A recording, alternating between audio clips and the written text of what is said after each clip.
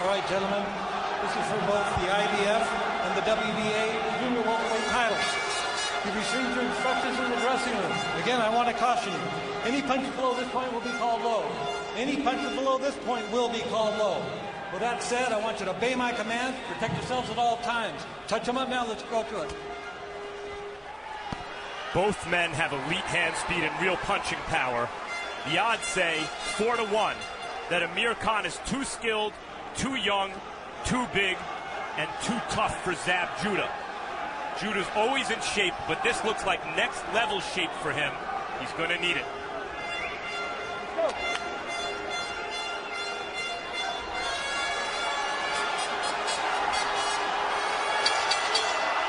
Judah says, with all his experience, he can teach Khan a lesson. Khan says, I spar with Manny Pacquiao. What exactly is Zab going to teach me? Which one has really been to graduate school? That's what we're about to find out.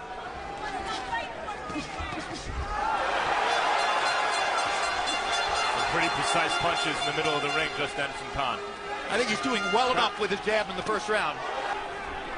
Khan using his feet now. Ooh. Judah almost caught him with a left hand. Sneaky counter left. Oh, and a good right hook from Judah. And their heads clash against each other, and Zab Judah is blinking hard with the right eye. We've got that southpaw versus conventional fighter matchup. You're watching to see which fighter can keep his foot outside the front foot of the other guy, and Amir Khan just stepped right on Zab Judah's front foot. And Zab has a lot of scar tissue from a lot of scars from years back, too. You have to be very concerned if you're in this corner about those cuts opening up.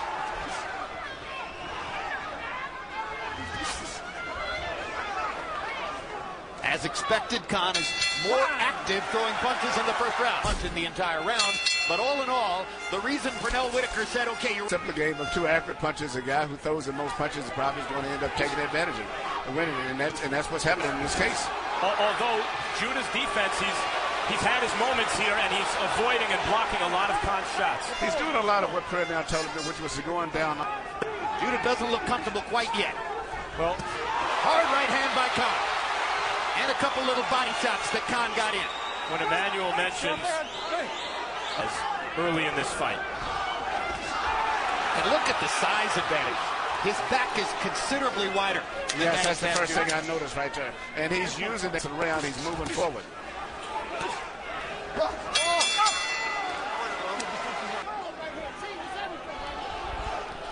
Amir Khan in the first two rounds has connected on 24 punches by CompuBox count. Zab Judah has landed 6. So the bottom line is that Amir Khan has gotten out of the gate and Zab Judah is stuck there. Right hand by Khan. And what we're also seeing, therefore, might be an indication that Khan is already an elite fighter. Well, we're sparring. We're wearing 16-ounce gloves. My fight schedule isn't the same as his. That'd be proper. Zab is not fighting a terrible fight. He's an obviously ridiculous... Cotto was able to turn the fight back around. Khan has been close to getting caught by a couple of big Zab Judah counterpunches, but generally has been in control for all 3 rounds. Good right hand by Khan, and he follows up in a hurry. Khan has landed 37 punches to only 10 for Judah in the first 3 rounds. Harold, how do you have it so far? Look at him, 3-0, 30-27. Steroid teacher and abuser of competitive standards are over. Good right hand by Khan. You know, you made a very good point, Max. I was just getting ready to say it when he got hit that at a certain distance. Seen 4 rounds of pretty much the same thing, and it's all Amir Khan.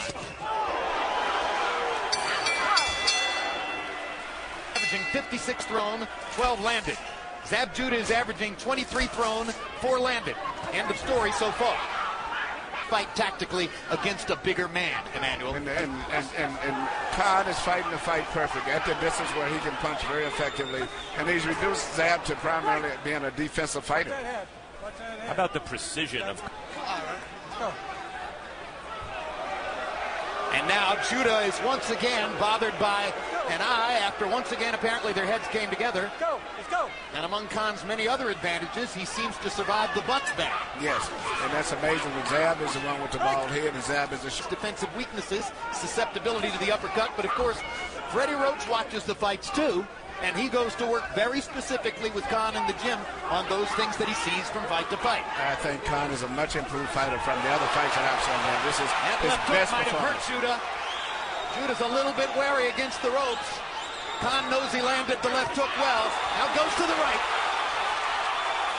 He's busting Zab's face up. It's pretty obvious Zab can't box with him in the middle of the ring. If that was the strategy, it's time to change. Emmanuel, what does he do? Max, and just what you said, just change. He needs to fight.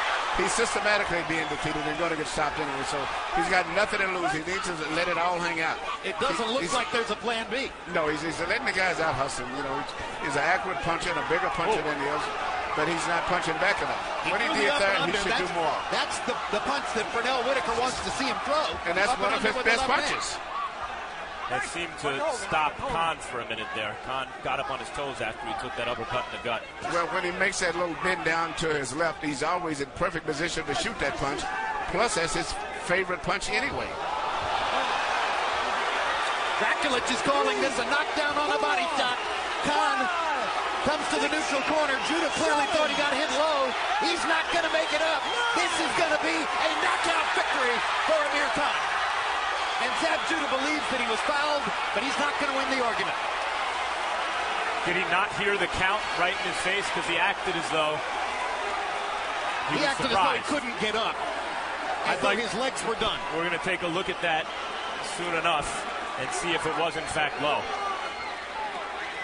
It was close. I think it may have been right on the belt line.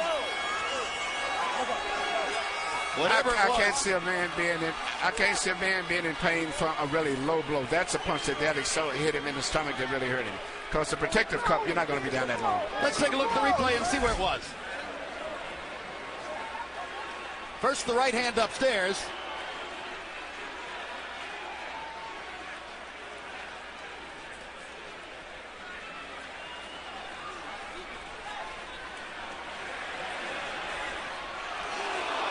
Legal or illegal, Manuel? It's illegal, but I don't think it did that much damage. It was on the top part of the cup. I would rather have my boxer get hit there than to get hit in the stomach, because it's really does.